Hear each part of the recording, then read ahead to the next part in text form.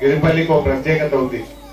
చాలా ప్రేమగల గ్రామం, కష్టజీవులు అందరూ కూడా వరుస పెట్టి పిలుచుకుంటారు. కులంతో సంబంధం లేదు. అక్క బావ బాగున్నారా అని చాలా ప్రేమగా అందరూ కూడా వరుసలు కలుపుకుంటూ కలిసి బతికే గ్రామం గిరిపల్లి గ్రామం. అందుకే ఈ గిరిపల్లి గ్రామాన్ని గతంలో కేసీఆర్ గారు చెప్తే గడ ఆధ్వర్యంలో మా జనార్దన్ రెడ్డి నాయకత్వంలో దత్తత తీసుకొని ఈ గ్రామాన్ని ఒక ఆదర్శ గ్రామంగా తీర్చిదిద్దింది బీఆర్ఎస్ గ్రామం. మీరే యాడ్ చేసుకోండి. కేసీఆర్ రాకముందు గిరిపల్లి ఎట్లున్నది, కేసీఆర్ వచ్చినాక గిరిపల్లి ఎట్లయిందో ఒక్కసారి గుర్తు తెచ్చుకోవాలి. అలాంటి మంచి గ్రామం గిరిపల్లి గ్రామం. చాలా సంతోషం. ఇవాళ మన దగ్గర అంబేద్కర్ విగ్రహం పెట్టడానికి మన పిల్లలు వచ్చారు. నాకు ఈరోజు చాలా ప్రోగ్రాంలు అయితే అమ్మి నేను రాలేదంటే, నువ్వు రాత్రి 9కి వచ్చినా సరే నువ్వు రావాల్సిందే అని గీత గీసున్నాను. ఇవాళ నేను పొద్దున పటాన్ చెరువులో ఒక విగ్రహం ఆవిష్కరించిన, మధ్యాహ్నం సిద్దిపేట ఒకటి అయింది, తర్వాత గాడిచెర్లపల్లి గ్రామంలో ఒకటి చేసిన, ఇబ్రాహీం నగర్ గ్రామంలో ఒకటి చేసిన, తర్వాత ఇప్పుడు పెద్దకోడూరులో ఒకటి చేసి ఇగో ఇక్కడికి వచ్చిన. ఇది 6వది ఇవాళ ప్రోగ్రామ్. నాకు పొద్దు నుంచి తిరుగుతూనే ఉన్నాం. బట్ అయినా కూడా అంబేద్కర్ గారి మీద ఇలా అందరికీ ప్రేమ ఉంది. నరసింహులు మాట్లాడుతూ అంబేద్కర్ అందరి వాడు కొందరి వాడు కాదు అన్నాడు. ముమ్మాటికి ఆయన అందరి వాడే. ఇలా అంబేద్కర్ ను మాట్లాడుకుంటే ఎంత చెప్పినా తక్కువే. ఇవాళ మనకు తెలంగాణ వచ్చింది, గిరిపల్లి అభివృద్ధి జరిగింది అంటే అది అంబేద్కర్ భిక్ష. ఆనాడు రాజ్యాంగం రాసినప్పుడు రాజ్యాంగంలో ఒక విషయం రాశాడు అంబేద్కర్. మెజారిటీ ఒప్పుకోకపోయినా, మెజారిటీ కాదన్నా కూడా కొత్త రాష్ట్రం ఏర్పడాలి. మెజారిటీ ఒప్పుకుంటేనే రాష్ట్రం అంటే మైనారిటీగా ఉన్నటువంటి వాళ్ళకి ఇంకెప్పుడు రాష్ట్రం ఏర్పడదు. దానికి రాష్ట్ర ఏర్పాటుకు అసెంబ్లీలో తీర్మానం అవసరం లేదు అనేటువంటి మాట చాలా ముందు చూపుతో అంబేద్కర్ గారు రాశారు. అంటే ఇక మీకు మంచిగా అర్థం కావాలంటే, ఆంధ్రప్రదేశ్ లో మనకు కలిసి ఉన్న సంసారం ఉన్నప్పుడు ఆంధ్రప్రదేశ్ ఎమ్మెల్యేలు 175, తెలంగాణ ఎమ్మెల్యేలు 119. మరి అసెంబ్లీలో తెలంగాణ బిల్లు పాస్ అవుతుందా? బిల్లు పాస్ కాదు, తెలంగాణ ఏర్పడదు. కానీ అంబేద్కర్ గారు ఆనాడు ముందు చూపుతో అసెంబ్లీలో బిల్లు పాస్ అయినా పాస్ కాకపోయినా మెజార్టీతో సంబంధం లేకుండా కొత్త రాష్ట్రాలు ఏర్పడొచ్చు అని ఆ రోజు ఆయన ఆర్టికల్ 3లో పొందుపరిచింది కనుకనే ఇలా మనకు తెలంగాణ వచ్చింది. అందుకే కేసీఆర్ గారు తెలంగాణ సచివాలయానికి డాక్టర్ బాబాసాహెబ్ అంబేద్కర్ సచివాలయంగా ఇవాళ ఆయన పేరు పెట్టడం జరిగింది.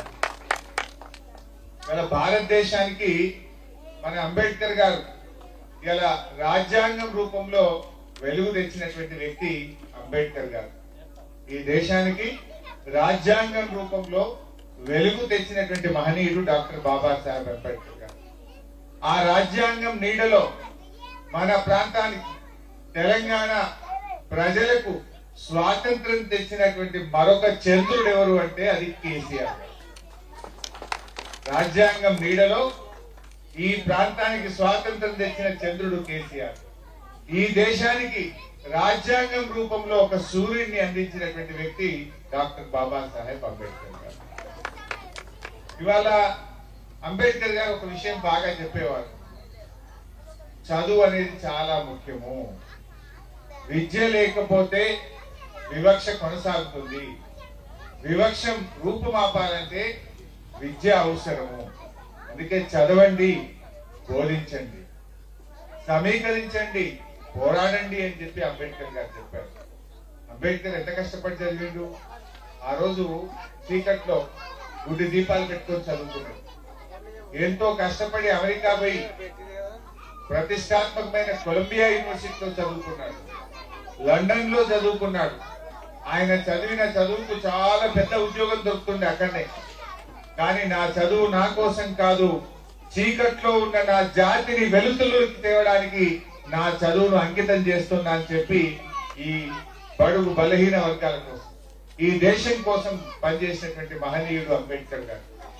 బాధ కలిగేది ఏంటంటే, అంత గొప్ప అంబేద్కర్ ను అవమానపరిచింది కాంగ్రెస్ పార్టీ. అంత గొప్ప అంబేద్కర్ ను ఎన్నికల్లో ఓడించింది కాంగ్రెస్ పార్టీ. అంత గొప్ప అంబేద్కర్ కు కనీసం భారత రత్న కూడా ఇవ్వలేదు. భారతరత్నకు అంబేద్కర్ కంటే అర్హుడు ఇంకొకటి ఈ దేశంలో ఉంటారా? ఆయనకు భారతరత్న కూడా ఇవ్వలేదు. 1990లో విపి సింగ్ గారు ప్రధానమంత్రి అయిన తర్వాత డాక్టర్ బాబాసాహెబ్ అంబేద్కర్ గారికి భారతరత్నను ఇవ్వడం జరిగింది. ఇలా ఆ రకంగా అయినా అంబేద్కర్ చాలా ఓపిక. ఎన్ని అవమానాలు ఎదురైనా నా జాతి కోసం, నా దేశం కోసం, నా ప్రజల కోసం అని వాటన్నిటినీ ఓర్పుతో సహిస్తూ ఆయన ముందుకు సాగినటువంటి చాలా గొప్ప వ్యక్తి అంబేద్కర్ గారు.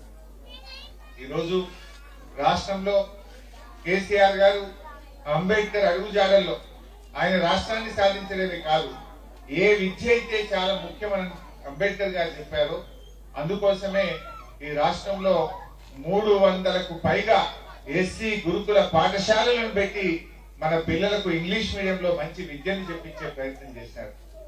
అది స్కూల్ వరకే ఉంటే రాష్ట్రంలో 1012 గురుకులాలను కాలేజీలుగా అప్గ్రేడ్ చేసి పిల్లలను కాలేజీల్లో ఉచితంగా గురుకులంలో చదివించే ప్రయత్నం చేశారు. ఆడపిల్లలు డిగ్రీ చదవాలంటే కష్టమైతుందంటే దేశంలోనే ప్రథమంగా 75 మహిళా రెసిడెన్షియల్ డిగ్రీ కాలేజీలు పెట్టి మా ఎస్సీ, బీసీ, ఎస్టీ ఆడపిల్లల్ని చదివించే ప్రయత్నం కూడా కేసీఆర్ గారు చేశారు.